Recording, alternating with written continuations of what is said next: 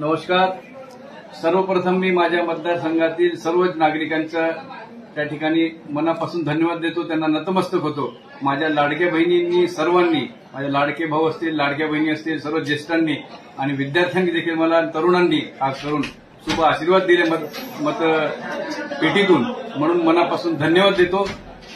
ज्या काही या विधानसभेमध्ये मी जे काही काम केलं असेल, गोरगरिबांच्या सुखदुःखात गेलो असेल, म्हणून सर्व नागरिकांनी मला आशीर्वाद दिले, म्हणून मनापासून खूप खूप धन्यवाद देतो. त्यांनी जे माझ्याकडून अपेक्षा व्यक्त केलेल्या आहेत त्या मी भंग होऊ देणार नाही, एवढं आश्वस्त करतो माझ्या मतदारसंघातील जनतेला. येणाऱ्या काळामध्ये नक्कीच ह्या मतदारसंघाचा विकास आहे त्यापेक्षा अजून दुपटीने करेन, एवढं आश्वस्त करतो. थांबतो. धन्यवाद.